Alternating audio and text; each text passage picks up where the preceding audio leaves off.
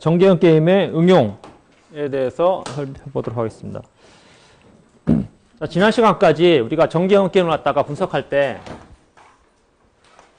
뭐 이런 식으로 전략이 두 개고 경기자 1이 있고 뭐 L, R 그 다음에 경기자 2도 L, R, L, R.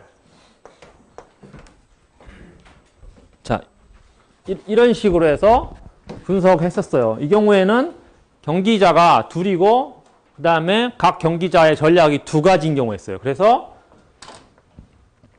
뭐 이런 식으로 찾아 올라갔죠. 이렇게 올라가고 이렇게 올라가고 그 다음에 이런 식으로 해서 올라갔어요.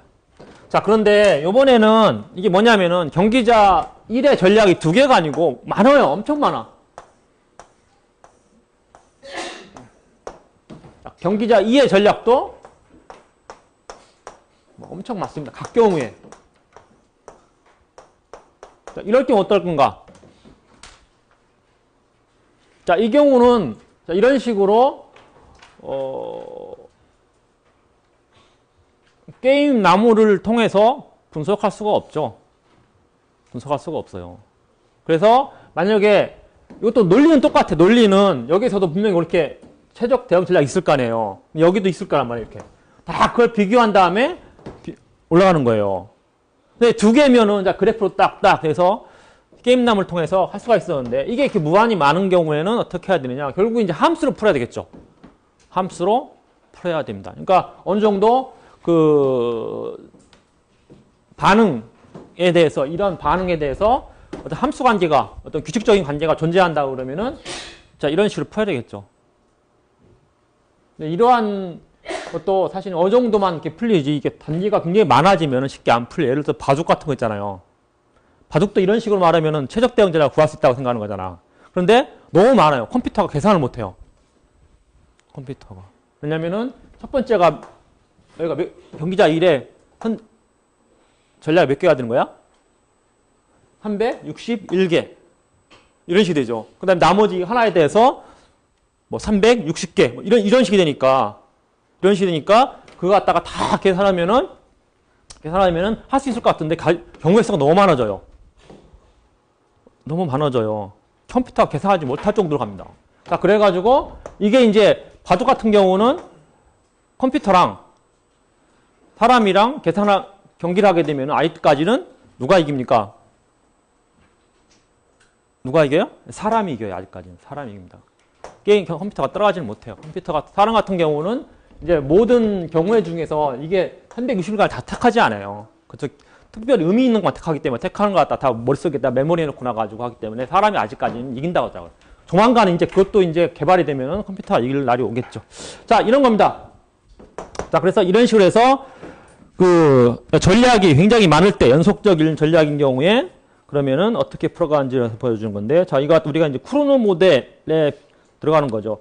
자, 이제 이거 갖다가 기업 1이 선택을 먼저 하고 그 다음에 그것을 보고 기업 1이 생산량을 선택하고 기업 2가 그걸 보고 생산량을 선택하는 뭐 이런 식의 게임입니다. 자, 그래서 그 크로노 모델 지난 시간에 했던 건데 크로노 모델에서는 동시에 선택하는 거였어요. 자, 이번에는 어떤 그 복점 기업들 간에 순차적이거나 어떤 뭐 한쪽에서 동작이 빠르거나 아니면은 약간의 경쟁력의 차이가 큰 경우에 있는 경우에 자, 이제 그 선점 효과가 있는 복점 시장을 갖다가 분석합니다. 그래서 크로노 모델에서는 복점 시장 그 기업들이 그러니까 동시에 결정하기 때문에 상대방이 전략이 주었다는 가정하고 생산량을 동시에 선택했었는데 자, 이제 이거 갖다 순차적으로 선택하는 경우는 어떻게 되는지에 대해서 우리가 봐야 돼요. 자, 먼저 선택하는 기업을 갖다가 우리가 선도자라 합니다. 리더.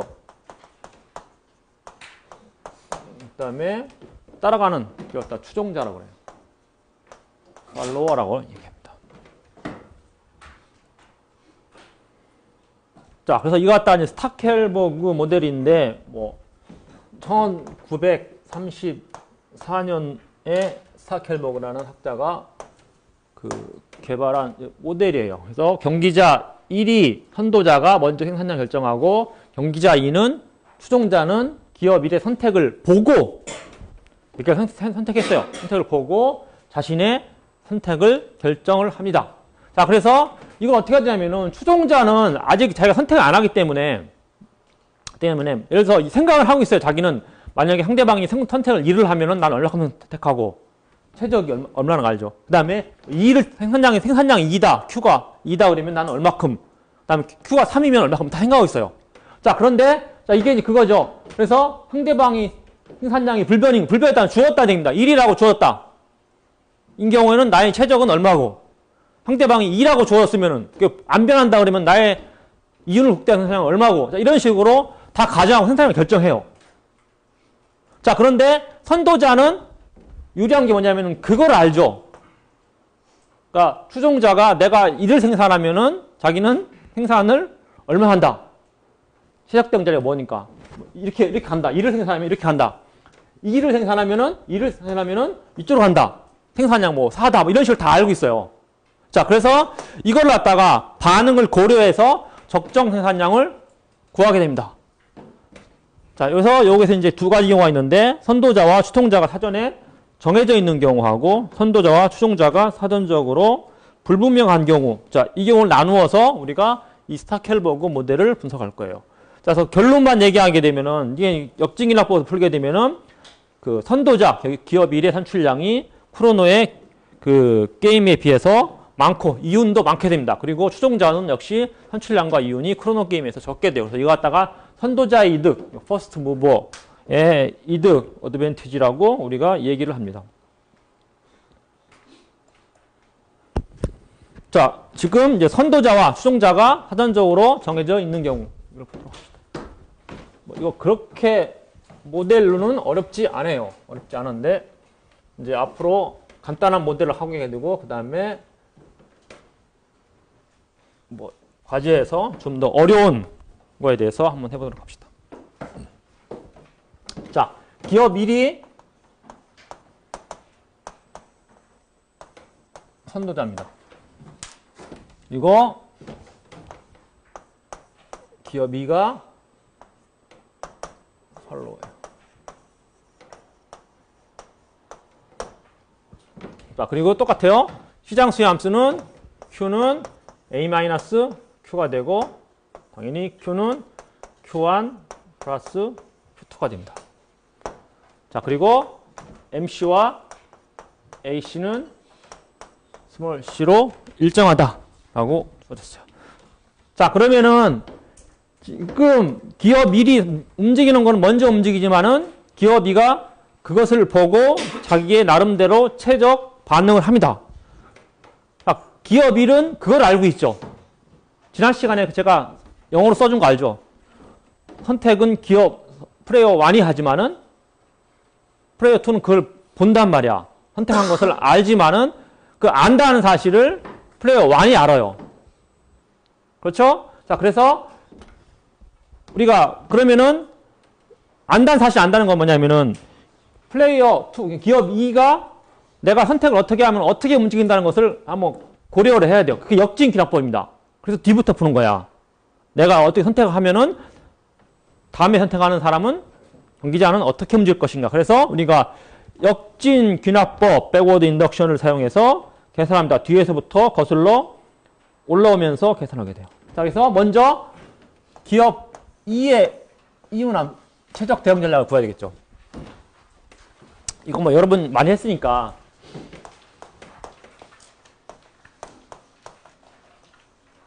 이렇게 되겠죠. 그래서 P의 Q1 마이너스 C Q2겠죠.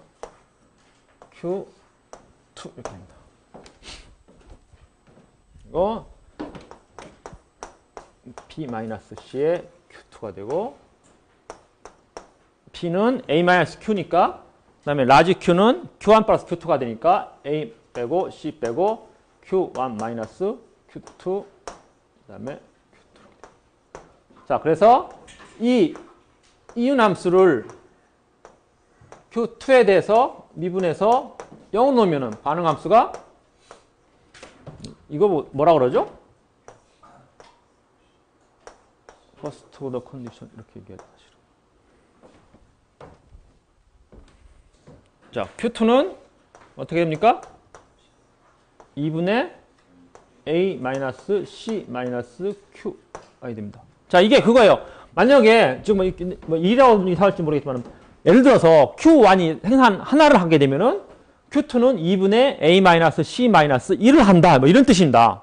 물론 1이라는 걸 집어넣으면 한번 의미를 살펴봐야 되는데 이게 되는지에 대해서 크기에 대해서 봐야 되는데 하여튼 그걸 고려하지 않는다면 아니면은 기업 1이 생산을 2개를 하게 되면은 기업 2는 2분의 A-C-1을 한다. 이런 식입니다. 자, 이렇게 움직인다는 것을 기업 1은 알게 돼요.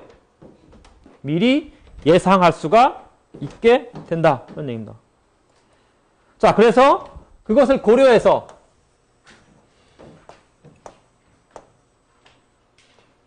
기업 1의 입장에서는 기업 1은 생산 이렇게 한다는 얘기야.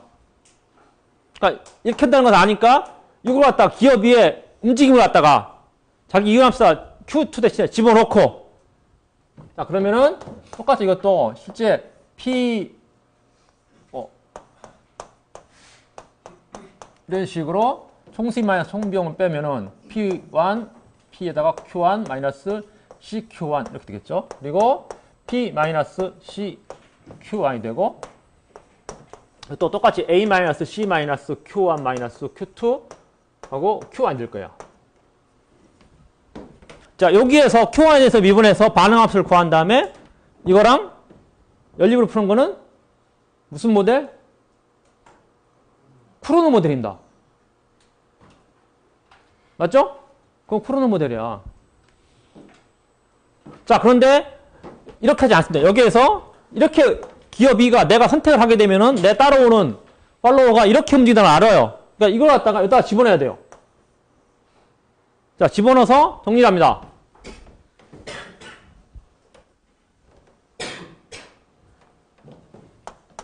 그럼 A-C-Q1 Q2 대신에 2분의 A-C-Q1에 이렇게 되고 Q1이 돼요.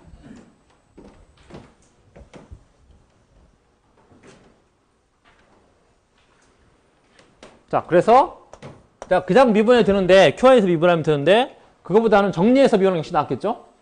이게 다시 쓸 필요 없잖아. 따라다니면서 계속. 자, 그래서 정리를 하게 되면은 괄호 안에 2분의 요게 하나 있고 반이니까 2분 나누면은 A-C-Q1이 되겠죠. 왜냐면 이게 통분하면 2가 되니까 두 개 하나 빼는 거니까.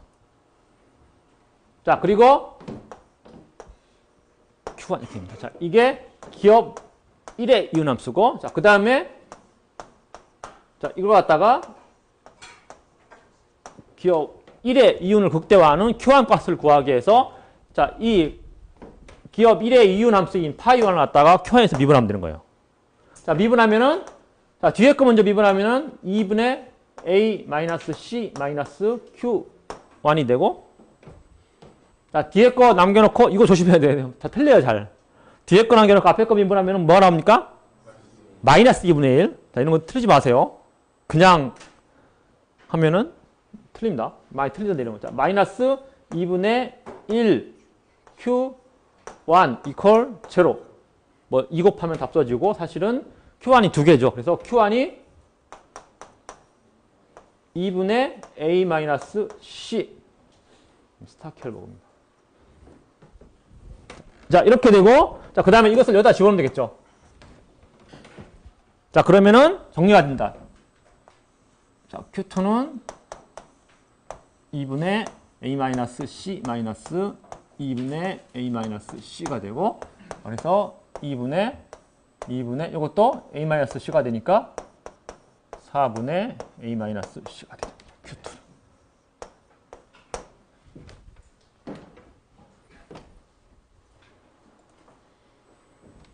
자, 그래서 여기 원래 선도자인 리더인 Q1 값은 쿠르노 경쟁할 경우에 비해서 Q는 얼마였죠? 3분의 A-C. 여러분 다 이제 거의 뭐 딸딸딸 외우고 있죠. 이 A-C가 나오는 게 몇 번 나와야 되냐면 앞으로 오늘 이거 포함해서 3번입니다. 이거 끝나면 2번 더 해야 돼요. 또 나와요. 점점 어려워지는 거로 해서 나오는데 이 A-C는 계속 따라다닙니다. 이건 계속 따라다니. 물론 요거 바뀌어요. 밑에 거만. 얼마나 분의 1 자, 프로노인 경우에 3분의 A-C였는데 이거보다는 생산을 더 많이 하죠. 제가 이득이 있는 거야. 리더인 경우에는 동시 선택하는 크로노 경쟁할 때보다는 생산량을 더 많이 생산하고, 자, 그 다음에 이거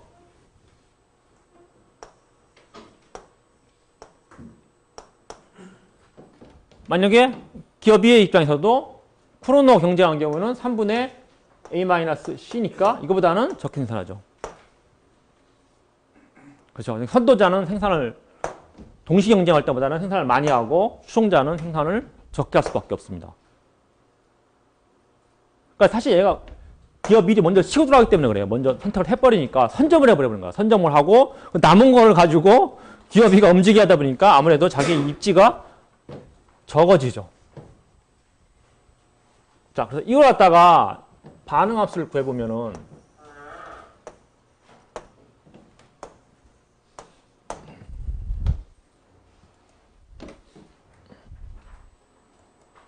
자, 이겁니다.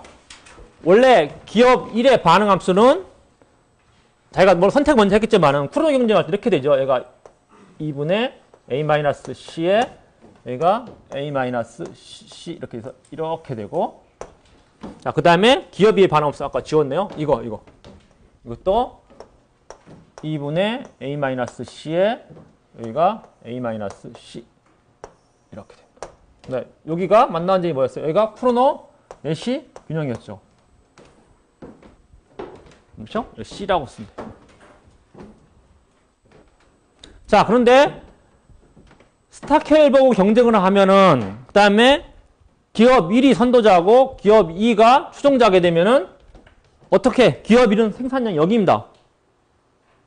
이렇게 찍게 되면 이거는 사실 의미가 없는 거야.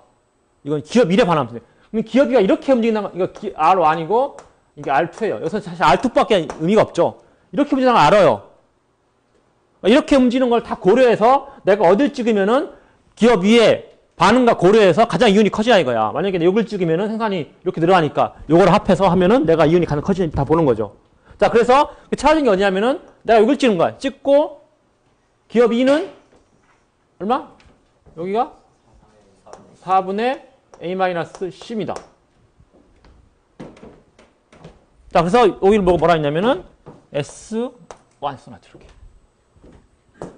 자, 물론 반대가 될 수도 있겠죠. 우리 미시 시험에 나왔던 거. 반대. 기업 2가 선도자고 기업 1이 수송자가 될 수 있어요. 그렇게 되면은 이게 반대가 되죠. 어떻게 되냐면은 여기 그때는 이거 보는 거죠. R1을 기준으로 해야 돼. R1을 기준으로 해서 기업 2가 2분의 A-C를 찍고 그 다음에 기업 1은 거기에 따라서 따라와가지고 여기가 4분의 A-C가 되죠. 여기가 S2가 됩니다. 여기는 뭐가 되지? 양쪽에 다 4분의 A-C 생각하는 거. 네? 독점일 때. 사실 여기랑 상관이 없는데 나와 있길래 4분의 A-C, 4분의 A-C 나왔길래 이건 뭐죠? 많이 들어본 것 같아요. 이거 독점했을 때였죠. 카르텔 형성했을 경우에 여기로 왔었어요. 자, 이거는 당연히 이 반응함수상이 없어요. 만약 이렇게 생산한다면 상당히 바뀌어요. 그렇죠? 그렇죠? 자, 이렇게 되고 이제 이어서 자, 그러면은 기업 1은 2분의 A-C고 기업 2는 4분의 A-C입니다. 물론 첫 번째 경우는 S1의 경우에 S1. 자, 그래서 라지 Q는 4분의 3의 A-C가 되고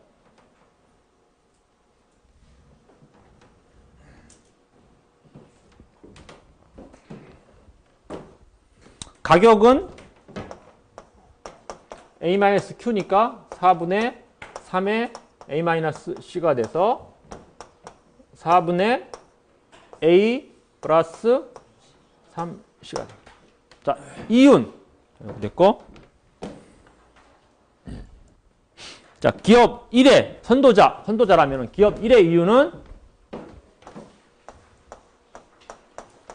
P 마이너스 C니까 P가 4분의 A 플러스 3C 마이너스 C고 기업 1의 생산량 2분의 A 마이너스 C 이렇게 되죠.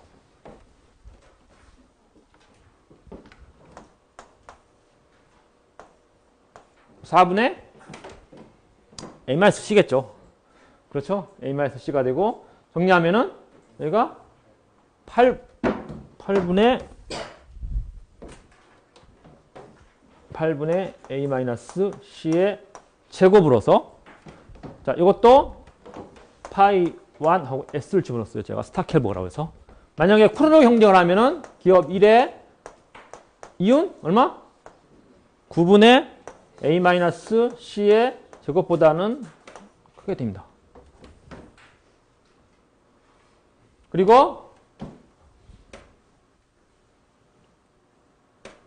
기업 2는 여기는 똑같죠? 그렇죠? 똑같아요. 그러니까 얼마?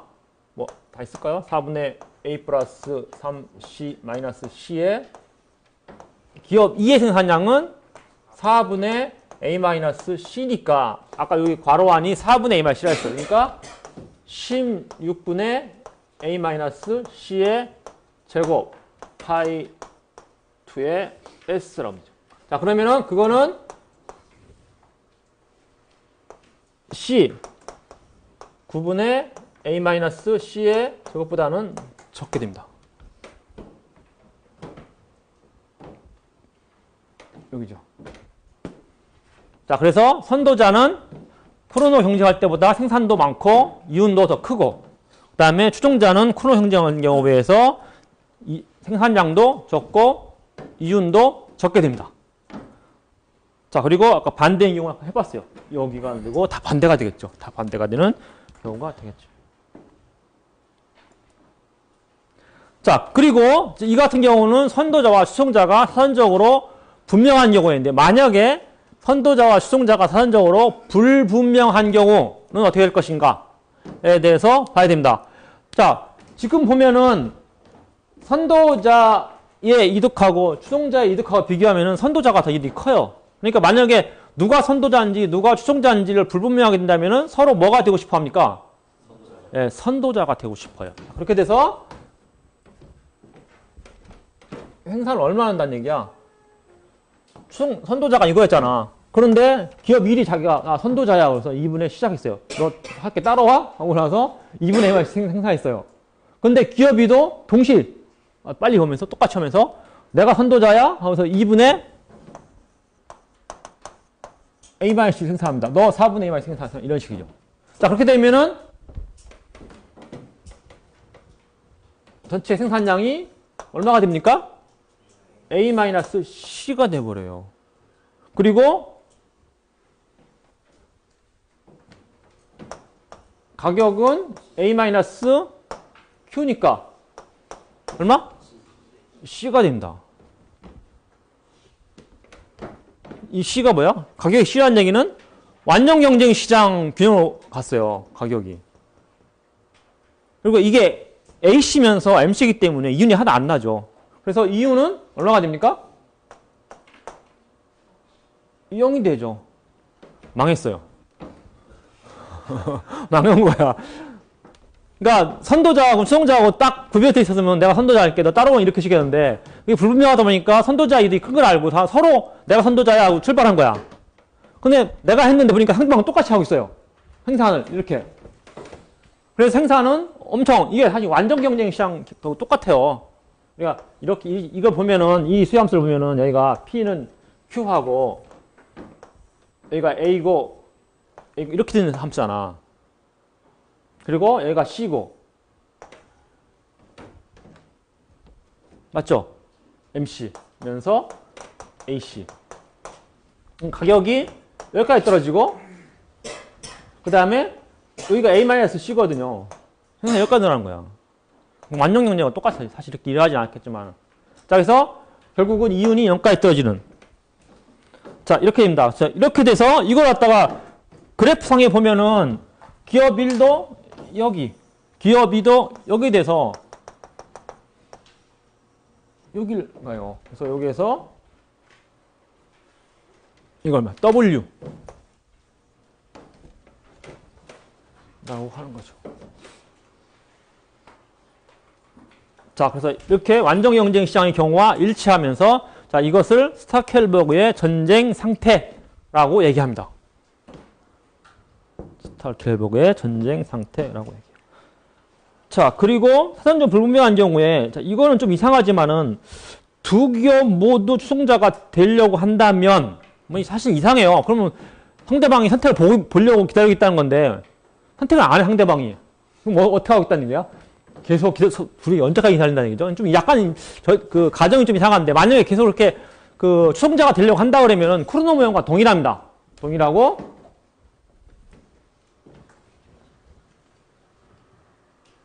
그러면은 반응함수 양쪽에 2분의 a-c-q1 q2는 2분의 a-c-q1에서 그거 갖다 반응함수를 갖다 구해보면은 연립으로 풀어보면은 3분의 a-c가 나오고 그 다음에 가격은 이렇게 나오고 그 다음에 이유는 9분의 a-c가 되겠죠. 여기가 되겠죠. 그렇죠? 그러니까 지금 뭐냐면은 여기는 기업 1이 선도자, 기업 2가 추종자. 자, 여기는 기업 2가 선도자, 기업 1이 추종자. 자, 이거는 서로 추종자가 되려고, 선도자가 되려는 거고, 여기는 둘 다 머뭇머뭇거리는 거야. 자, 머뭇머뭇거리다 언제 시작할지 모르겠지만 이게 좀 이상한데. 자, 이렇게 되는 겁니다.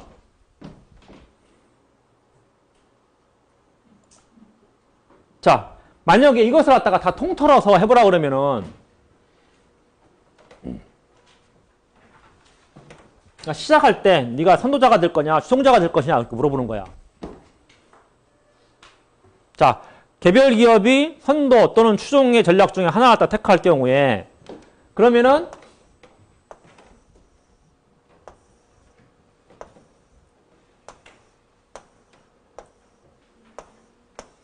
자, 기업 1이 이렇게 되고 기업 2가 이렇게 되고 그 다음에 이게 선도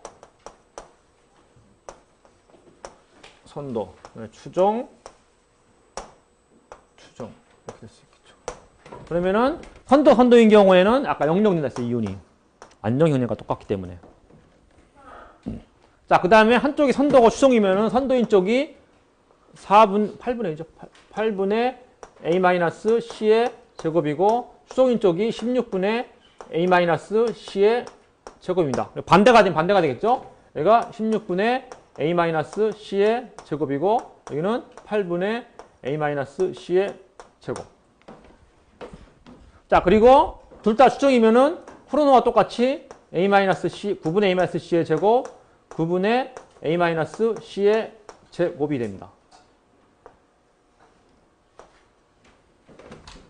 자, 이렇게 되고 내식 인형을 구해보면은 상대방이 선도면은 추정.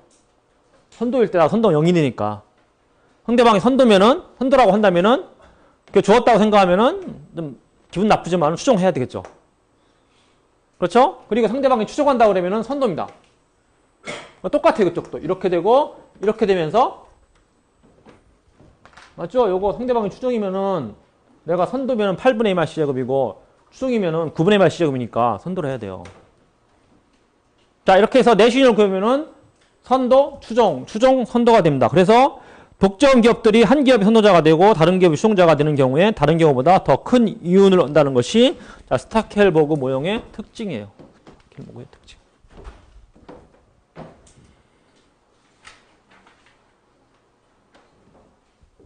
자, 그래서 여기서 이제 해볼 수 있는 게 아까 기업 1이 선도자, 항상 선도자가 아니고 기업 2가 선도자일 수도 있고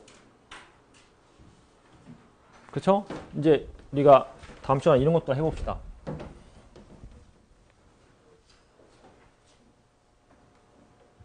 이 기업 n이 3일 수도 있어요. 이렇게 되는 거예요. 예를 들어서 n이 3일인데 어떻게 좀 할 수 있겠어요?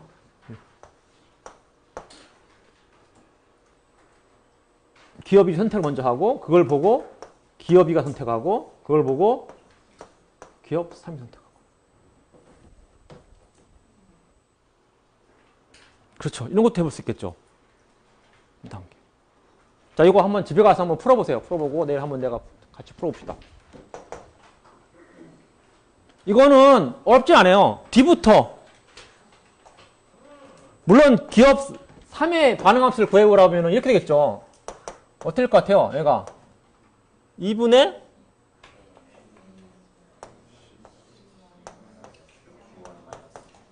거의 여러분 거의 도사가 됐어요 이제. 그냥 이렇게 된다. 이걸 갖다가 물론 기업 2는 지금 반응함수를 구할 필요 없어요. 여기 그렇죠. 저렇게 해서 기업 2도 Q3는 2분의 A-C-Q1-Q3를 할 필요 없단 말이야. 왜냐면은 기업 2 함수에 저걸 집어넣어야 되니까. 그렇죠? 한번 집에 가서 한번 해보세요. 하고 나서 내일 같이 한번 풀어봅시다. 넣고 그 다음에 정리하면서 정리해서 나오는 값을 다시 정리해주고 이런 식으로 해서 넣는 거예요. 넣고 계속 올리는 겁니다. 올려가지고 나중에 다 Q1 그러니까 만약에 Q2, Q3가 독립변수에서 사라지도록 남으면 안 돼요. 다 풀어놓고 나서 여기에 Q1, Q2가 남아있어. 이거 아예 안 돼. 사라져야 돼. 다 사라지고 그냥 A하고 C만 남도록. 이렇게 만드는 거예요. 한번 해보세요. 재밌어요. 이거는 뭐 그냥 별로 뭐 쓸 거 없이 거의 계산이야. 계속 이어지는 계산이. 좀 길어, 계산이. 한번 해보세요. 자, 이런 거 한번 해보시기 바랍니다.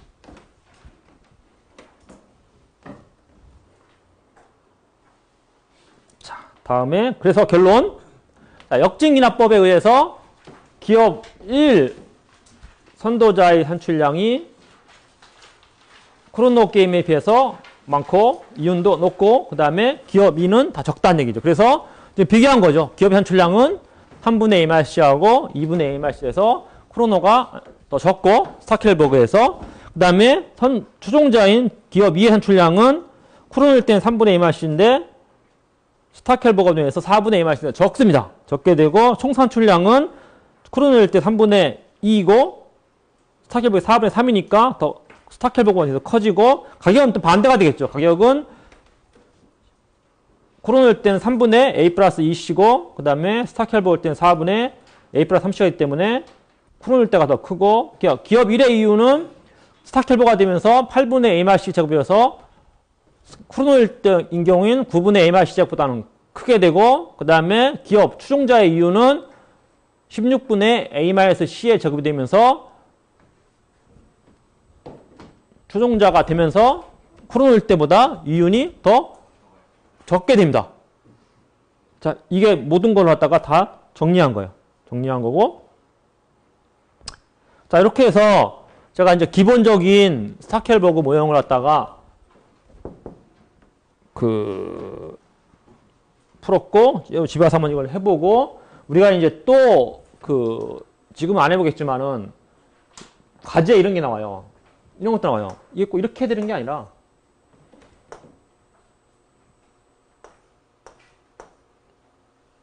n이 3입니다. 시험에 이런 거 나오면 좋겠지. n이 4 했을까?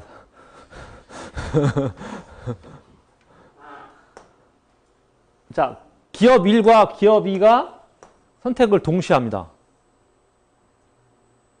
자, 이거를 보고 기업 3이 선택을 합니다. 자, 세 번째 경우는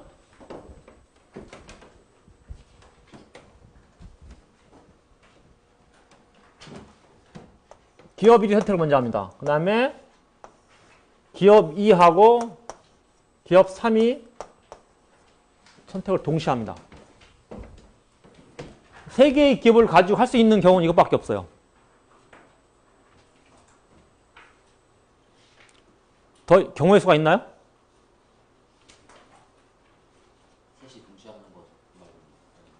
동시에 하는 거는 스타켈버그가 아니잖아. 그거는 크로노죠. 그거는 벌써 이미 전에 한 거고. 이것밖에 없어요.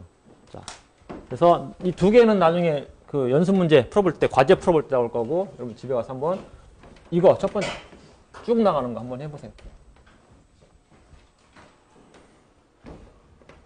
자, 그러면은 우리 진도를 나가면은, 자, 이번에는 예금 인출 사태와 금융 공황입니다. 자, 지금까지는 우리가 이제 이런 게임 이론을 뭐 기업 경제, 산업 조직, 자, 여기다 적용해 본 건데, 이번에는 금융 쪽에, 금융 부분에 적용해 보는 거예요. 그래서 여기서 예금 인출 사태, 뱅크런이라고 그러죠. 여러분 들어봤어요? 뱅크런? 그냥 그대로야. 뱅크런이 뭐야? 은행으로 달려가는 거야. 은행 왜 달려갑니까? 내 돈 내놔 하고 달려가는 거예요. 자, 이러한 사태의 자기 실현적인 성격입니다. 그래서 이러한 예금 인출 사태의 게임 이론적인 설명을 하는 거예요.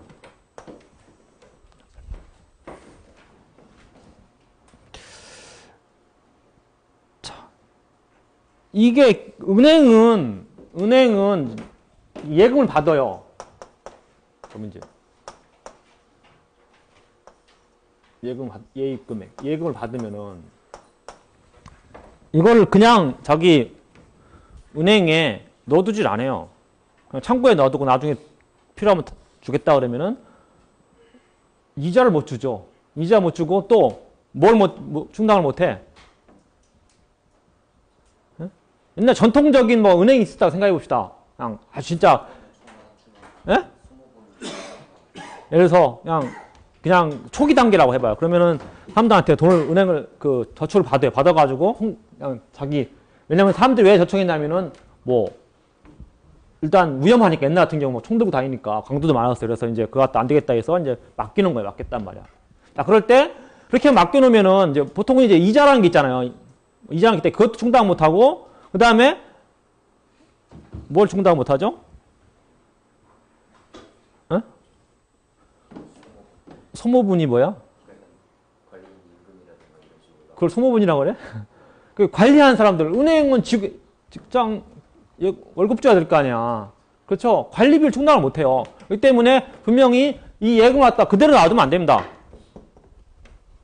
그냥 자기 금고에다가 막 엄청나게 못 들어가게 금고에다가 딱 넣어놨다가 나중에 돌려려면 돌려주는 게 아니야. 그렇죠? 자, 그래서 이자도 줘야 되고 관리비도 들어가고. 그래서 분명히 그걸 가지고 대출. 그죠? 원래 대출이 가장 큰 수익이죠. 그래서 그 대출 이자가 예금 이자보다 크잖아요. 그 차이를 갖다 뭐라고 하죠? 예대 마진이 가장 큰 수입이에요. 전통적인 은행은 요즘은 딴 걸 많이 해서 이제 더 은행이 불안해졌는데 전통적인 은행은 대출 이자하고 예금 이자하고 차이로서 돈을 맡긴 사람한테 이자도 주고 관리비도 쓰는 거였어요. 자, 그래서 분명은 이제 대출 투자를 합니다. 자, 그런데 그러니까 이제 은행에 그렇게 해야 되기 때문에 실제 은행에 그 돈을 다 남기는 자꾸 일부는 나가게 돼 있어요. 대출과 투자를 해줘야 돼. 돈을 벌어가야 된단 말이야. 근데 모두 돈을 갖다가 다 할 수는 없죠. 일정 부분 남겨야 합니다. 그거 갖다가 뭐라 하냐면은 지불준비금이라고 하죠. 지준금 이렇게 하죠. 지불준비금. 지불준비금은 원래 이제 법정 지불준금이 있어요. 국가에서 정한 게 있다고. 이건 맞춰라. 그 다음에 플러스 알파가 들어가죠. 은행에 이제 보수적으로 경영하면 그걸 좀 높게 하고 비율을 갖다가 예를 들어서 은행 국가에서는 20% 맞춰라 했는데 부산에 그래서 뭐 30% 40% 올릴 수도 있고 이런 식으로 할 수가 있어요. 초과 지불준비금인가 이렇게 말하죠. 여러분들 거시에 나오죠. 자, 플러스 그 다음에 대출 투자를 합니다. 자, 그래서 이게 그래서 100만큼 예금했는데 무슨 20만 남겨놓고 80은 대출 투자하는 거야. 이런 식이야. 자, 그런데 이렇게 돼도 문제가 없는 게 보통은 이제 은행에 이제 여러분이 저축해 놓으면 언제든지 여러분이 필요할 때 가서 돈 달라면 돈 줍니다. 그 이유가 뭐야? 이거밖에 없는데. 그렇죠. 모든 동시에 오질 않죠. 그러니까 동시에 오면 망하는 거야. 동시에 오면은 여러분 줄 돈 없어요. 줄 돈 없고 그 부랴부랴 뭐 장기 투자에 맡긴 거 해소하다 보면 그 다 손실입니다. 손실 나는 거야. 뭐 건물 짓고 있는데 돈 달라고 하는데 어떡해. 건물 뭐 대충 팔아가지고 받을 거 아니야. 이런 식이 돼버리는 거야. 자, 그래서 그러니까 이게 모든 사람이 다 같이 동시에 오지 않기 때문에 이 기준금액에서 20%만 남겨놨어도 문제가 없는 거예요. 문제가 없는 겁니다. 그래서 이제 근데 이게 이제 뭐가 되냐면은 그 문제가 사람들의 인식이 다수의 예금자들이 예금을 인출함으로써 금융기관의 적립금이 고갈될 것이라고 우려가 팽배하면 이제 문제가 되죠.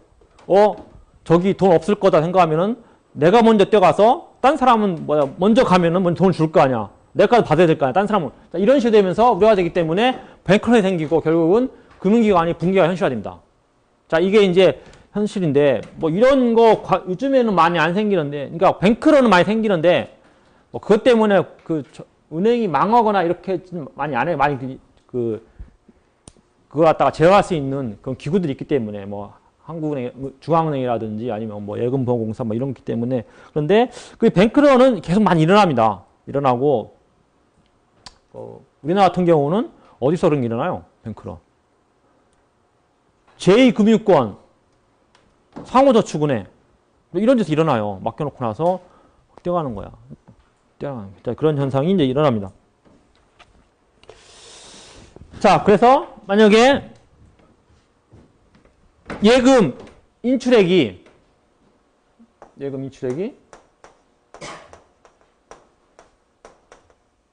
만약에 지준금보다 크면은 20% 멀쩡하게 더 온 거야. 자, 그렇게 되면은 이 장기에 투자했던 대출 투자를 해소해야 돼요. 손해가 발생합니다. 그래서 이런 뱅크런이 생기는 건데, 자, 이게 이제 뭐 예금자의 기대가 중요하다는 걸 설명하는 거예요. 자, 요거 갖다가 이 책에 이제 모델을 만드는 건데, 이거는 원래 2인 전개형 게임인데, 원래 모델은 다이아몬드라는 학자하고, 그 다음에 디빅이라는 학자가 같이 1983년도에 만든 모델이에요.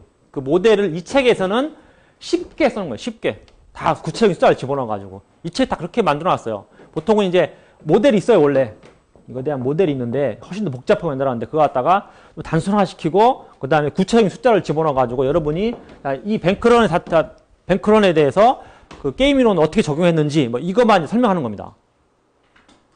자, 그래서 지금 예금자 1과 2가 있는데 이 사람들이 10억 원씩 예금을 합니다. 그래서 은행은 여기 이제 질주금도 없어요. 그냥 예입금 20억을 장기 투자에 출자합니다. 그래서 오늘 투자했는데 만기는 모레야.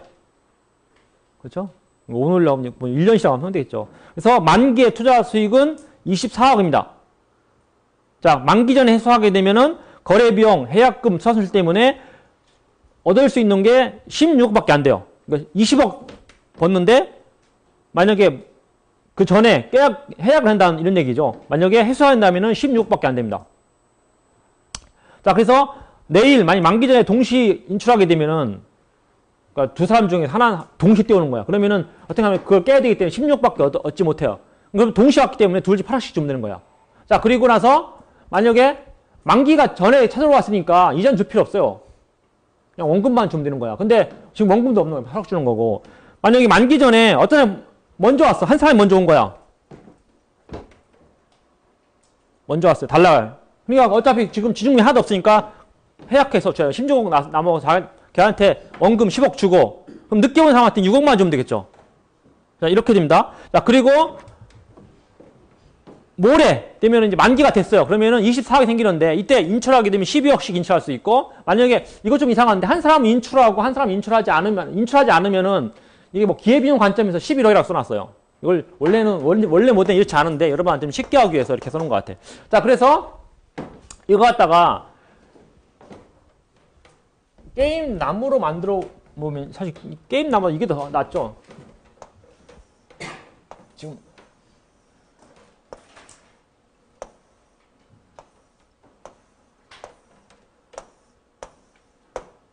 자, 예금자 1과 예금자 2가 있어요. 네, 이건데 이걸 쓰기 전에 좀 더 편하게. 자, 그 다음에 여기서 인출한다, 아니다. 인출한다, 아니다. 자, 이렇게 되고 이게 이제 내일입니다.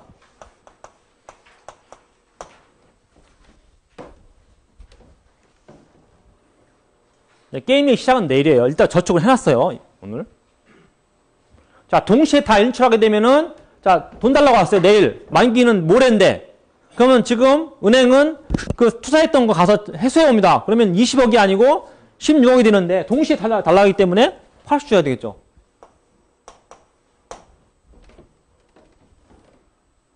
자, 그리고 한 사람은 달라 그래. 근데 한 사람 아직 안 왔어요. 그러면은 어차피 돈이 없기 때문에 한 사람이 오더라도 해약해야 돼. 투자한 거. 그럼 깨니까 16억이 나와요. 먼저 온 사람한테 나 가진 거는 이것밖에 없다. 어차피 너 만기 전에 왔기 때문에 이자는 줄 수 없고 그냥 해약이다. 10억 주는 거야. 그리고 늦게 온 사람 6억입니다. 할 수 없어요. 남은 그것밖에 없으니까. 그 다음에 거꾸로 6억, 10억이 됩니다. 그리고 둘 다 안 왔어요. 내일. 그러면은 모레로 넘어가니까 여기 모르죠 아직. 아직 확정되지 않았잖아. 그러니까 그날 안 왔는데 돈을 줘? 그날. 그렇죠? 그래서 모릅니다. 일단 모레로 넘어가는 거 봐요. 여기서 줘야 돼. 이렇게.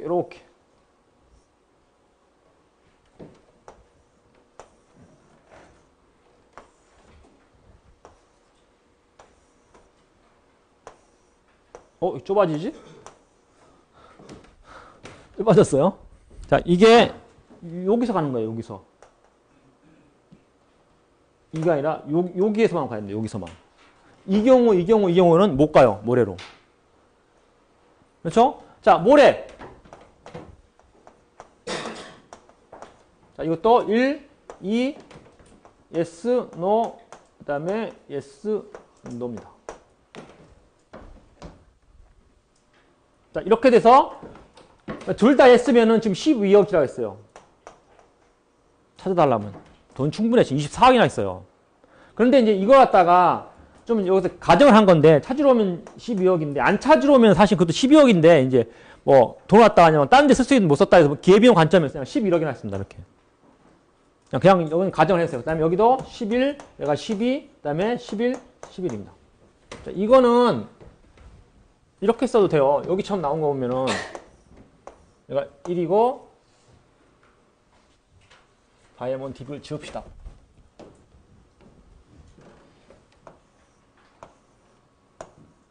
yes, no. 그 다음에 영자 2가 yes, no. 그 다음에 yes, no.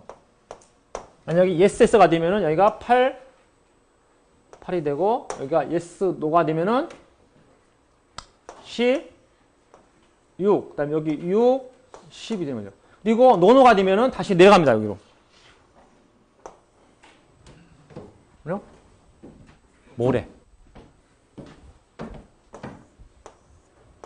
되면은 다시 여기서 1이 선택을 하는 거예요. 그래서 yes, no, 그 다음에 yes, no, yes, no 이렇게 되고 2가 되고 여기가 12가 되고 그 다음에 여기가 11이 되고 여기가 11, 12가 되고 여기가 11, 11이 되는데 자, 그래서 제가 빠뜨리겠네요. 지금 이렇게 써왔으면은 이거랑 이렇게 맞추려고 그러면 이거 어떻게 해야 돼요? 이거 이렇게 찍혀야죠. 선택을 동시에 한 거야. 동시에 S, No를 선택한 거잖아. 그것도 여기도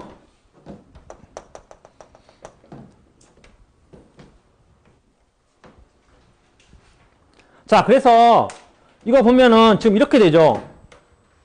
자, 이렇게 되고 이렇게 되고 이렇게 되고 이렇게 되기 때문에 모레에 가면은 둘 다 어떻게 합니까? 다 yes를 택해서 12억씩 받아요.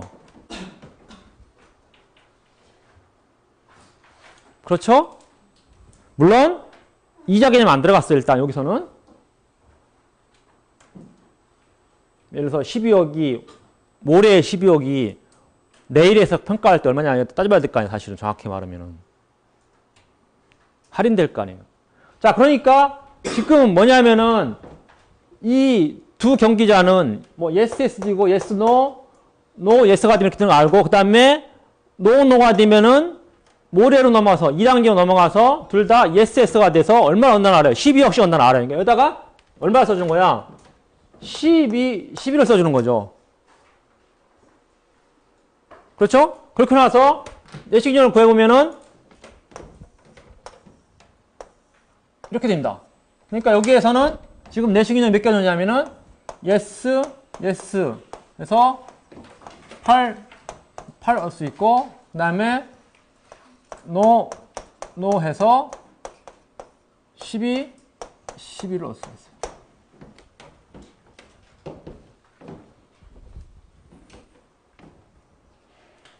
그러니까 지금 이 게임 박스로 표시한 거 이렇게 표시한 거고 이렇게 표시해도 돼요. 게임 트리로 표시할 수 있는데 조심해야 될 게 여기서 내려와야 되고 그 다음에 여기다가 점점점 안 찍으면 어떻게 된다는 얘기야. 이거는 선택을 경기자 1이 먼저 하고 그걸 경기자 2가 봤다는 얘기입니다. 못 봤어요. 동선택 똑같으니까 점점점 찍어야 됩니다. 이해돼요? 여기도 점점점 찍어야 돼요.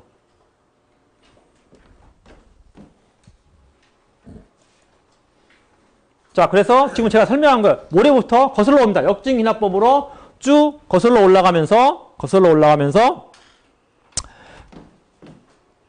모레에는 내시균형이 yes, yes고 그 다음에 내일에는 여기가 12, 11을 채운 거죠. 채워놓고 나서 여기 12, 11을 채워놓고 나서 내일에는 둘 다 yes, yes 또는 no, no 그래서 내시균형이 두 개 생기게 된다. 이런 얘기입니다. 그러면은 뭐 내일 내일 결정을 하겠죠. 결정을 해서 여기서 yes, yes가 될 수 있고 그 상대방이 찾으러 올라가 생각하면 찾으러 가고 아니면은 안 찾으러 온다 생각하면은 넘겨서 12월 얻으려고 하겠죠. 자, 그래서 이거 갖다가 이기 완전 정보 게임이라는데, 자, 이거 좀 이상해요. 여러분, 듣다 보면은, 완전 정보라는 것은 상대방 형태 봤다는 건데, 이거 점점점 찍었으면 이거 불완전 정보예요. 점점 불완전 정보란 말이야. 사실 완전 정보는 여기서 완전 정보란 얘기야. 그래서 이거 갖다가 정확한 게임 이름이 책에 원래 원본에 나오는 게 뭐냐면은,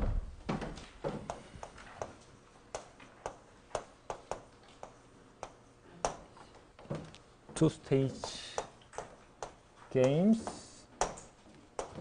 of 여기다가 뭐라고 써놨냐면은 그러니까 단계만 2단계고 사실 원래 이렇게 써 있어요. 컴플리트가 뭐야? 에? 완? 우리가 해석은 뭐라 했어요? B 하면서 완비라는 뜻이 무슨 뜻이야? 상대방의 이 보석을 다 안다는 얘기야. but 가서 이거 사실 이렇게 써 있어요. perfect game, perfect information 이렇게 있어요. 완비지만은 사실 불완전 정보라고 써 있어요. 정보의 왜냐면 여기가 불완전 정보거든요. 여기서는 이 책에서는 이기 완전 정보라 했는데 완전 정보라고 할 수 있는 데는 여기에요. 여기. 만약에 이렇게 논으로 되면은 볼 수 있다는 얘기야. 여기서 2단계에서 그 뜻입니다. 자, 그래서 이 1기에서 두 개의 내시균형이 존재하게 되는데 그래서 yes, yes 88 되고 그 다음에 no, no 해서 12, 12 됩니다. 자, 그래서 지금은 여기서 보면은 두 사람이 가장 더 좋은 거는 뭐예요? 두 개 중에서 yes, yes예요? no, no예요? no, no죠, 사실은. 자, 그런데 이게 균형은 두 개 존재하게 돼요. 이론상에 존재하게 되고 여기 보세요. 지금 yes, yes라는 것은 예금자들이 예금 취할 때 상대방이 차지할 것이라고 우려를 하게 되고 그 우려가 현실화된 거예요. 그래서 예금자 1이 인출할 것이라고 예금자 2가 믿는다면은 예금자 2의 최적 대응자량은 은행으로 뛰어가는 겁니다. 그리고 반대로 예금자 2가 인출할 것이라고 예금자 1이 생각하다 보면은 예금자 1도 당장 은행에 뛰어가는 게 최선이야. 그런데 이게 맞아 떨어졌죠. 그렇죠? 그래서 예금자 1의 인출 전략은 예금자 2의 입장에서 예금자 1의 예금자 2가 생각 예금자 1이 뛰어갈 것이다 했는데 진짜 예금자 1이 뛰어갔어요. 그런 똑같아요. 가졌던 기대와 정확히 일치하면서 이 규정 조건은 자기 실현적 예언을 충족합니다. 그 가정라고 생각하고 내가 움직였는데 실제 그 사람이 그렇게 움직인 거야. 그래서 이것도 균형이 돼요. 그리고 두 번째 노노는 상대방이 안 움직일 거라 생각하는 거죠. 자, 다른 예금자가 인출하지 않고 만기까지 기다릴 것이라고 기대를 갖는다면 나도 모레까지 기다려서 가는 게 최고.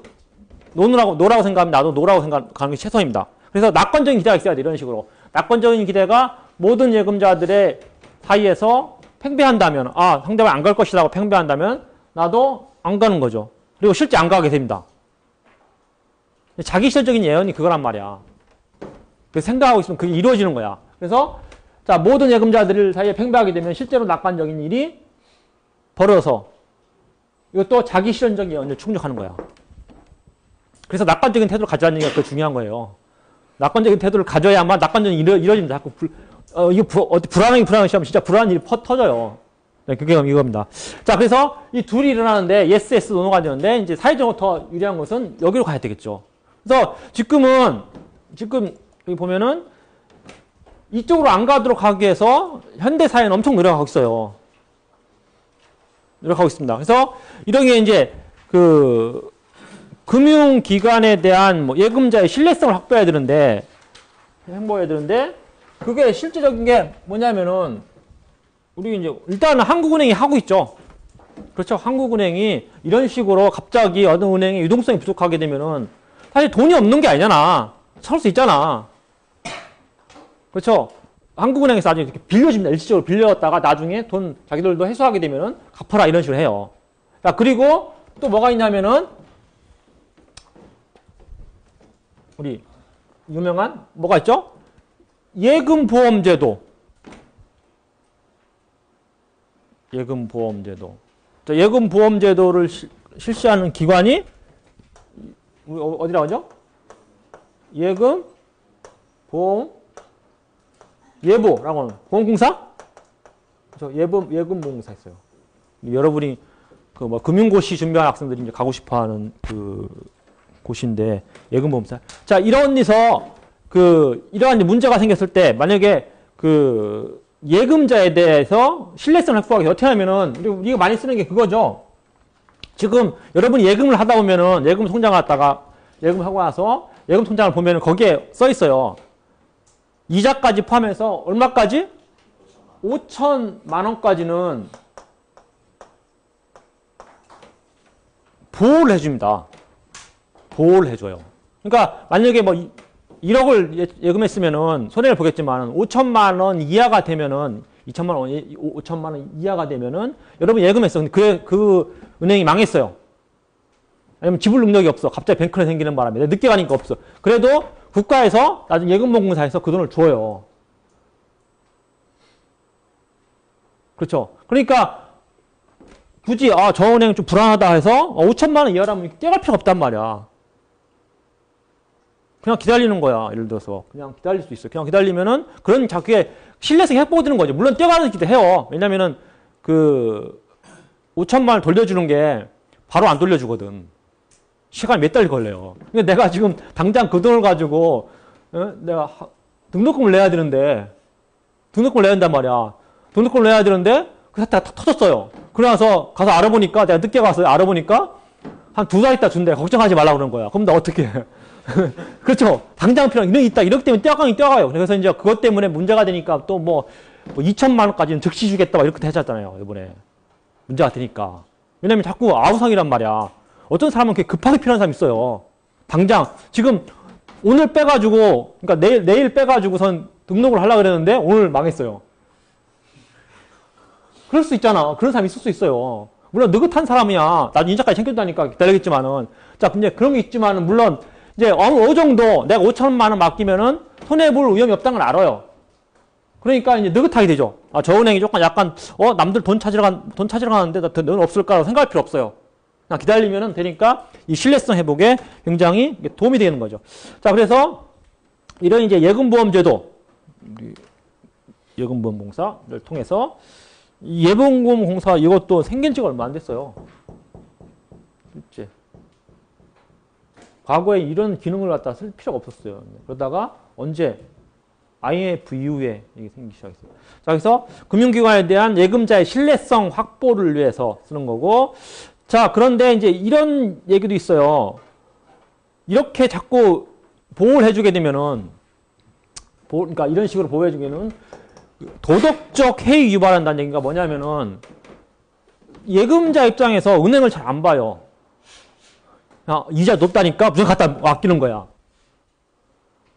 왜? 5천만 원권 나 뗄 일이 없어. 이렇게 생각하는 거죠. 그러니까 그러면은 그런 부실 은행들이 돈 받아가지고 막 투자하겠죠. 그러니까 만약에 내가 저축했는데 하나도 못 찾겠다 그러면 이제 굉장히 신중하죠. 상호저축은 이거 뭐 따지면 이렇게 되기 때문에 이제 되는데 만약에 이게 이제 이런 예금보험제도가 이거 이제 문제점을 제시한 게 이거야. 도덕적 해이 유발로서 금융 시스템의 안정화를 저해할 수도 있다는 얘기야. 오히려 너무 확보해 주니까 이런 얘기도 있습니다. 어쨌든 간에 예금보험제도나 한국은행의 최종 대부자 기능은 취지와 같아요. 그래서 이런 이제 예금보험제도는 사실은 예금출 사태에 의한 금융공황이 자기실현적, 이렇게 믿게 실제 일어나기 때문에 자기실현적인 성격을 갖고 있기 때문에 예금자들이 갖고 있는 비판적 기대를 제어하려는 거죠. 제어해서 금융 시스템의 안정화를 도모하려고 이러한 이제 예금보험제도를 갖다가 실시하게 됩니다. 자, 그래서 이거는 중요한 게 좀 여러분이 그동안에는 이게 없는 거가 나왔었고 여기 찍혀 있고 그 다음에 여기 이렇게 내려왔어요. 근데 이거 갖다가 보면은 이 적혀 있다는 얘기는 이 생각하면 돼요. 동시 선택한다는 거고 여기 동시 선택한다는 거고 그 다음에 만약에 노노만 됐을 때 여기에서 그걸 보고 나서 이렇게 내려온다는 얘기예요. 그래서 사실 이제 두 단계의 이 두 개의 정복겜이다. 뭐 이런 식으로라고 생각하면 됩니다. 근데 이렇게도 그래도 돼요. 동선택하고 여기서만 내려올 때 이런 식으로 해서 우리가 생각할 수가 있어요. 그래서 이것도 똑같이 푸는 거는 지금 여기가 아직 정해지지 않았잖아요. 노노가 됐을 때. 노노 같으면은 어떻게 될까? 그러면 이제 노노 같아서 모래에 일어난 상황을 갖다가 다 그려야 되겠죠. 그려가지고선 거슬러 역진기납법이라 역진기납법을 풀어서 올라가는 거예요. 풀어서 올라가서 내시균형은 2개다 이렇게 나오는 거죠. 그러니까 이렇게 정계형 게임을 푸는 방법이 여러 가지 이런 식으로도 있고 나중에 이제 다음 시간에 배울 협상도 있고 이런 식으로 하는 것도 있어요. 그러면은 선택을 동시에 항상 플레이어 1과 플레이어 2가 선택을 동시에 합니다. 그걸 보고 또 플레이어 1과 플레이어 2가 선택을 해. 이런 식으로 하는 것도 있어요. 좀 복잡합니다. 이런 식으로. 그런 모델 약간씩 있으니까 다음에 이게 아니구나. 여기서 다음 시간에 배울 게 이건데 얘가 3, 4 그러니까 이가 선택을 동시에 해요. 그걸 보고 물론 얘는 같은 편이야. 선택을 동시에 합니다. 그걸 갖다가 그러니까 항상 이것만 생각하지 말고 뭐 동시에 껴있을 수도 있어요. 동시에 껴있고 그 다음에 그것이 이루어지면은 또 이런 식으로 되겠죠. 자, 그런 거에 대해서 또 뭐 협상도 있고 그 다음에 반복 게임도 있고 해서 어차피 다 푸는 방법은 어떻게 푼다? 역진기납법으로 D부터 해서 풀어와서 올려가지고선 분석하는 것이다 라고 여러분이 알고 있습니다. 자, 그리고 다음 시간에는 무역에 대해서 게임을 어떻게 적용하는지에 대해서 보도록 합시다.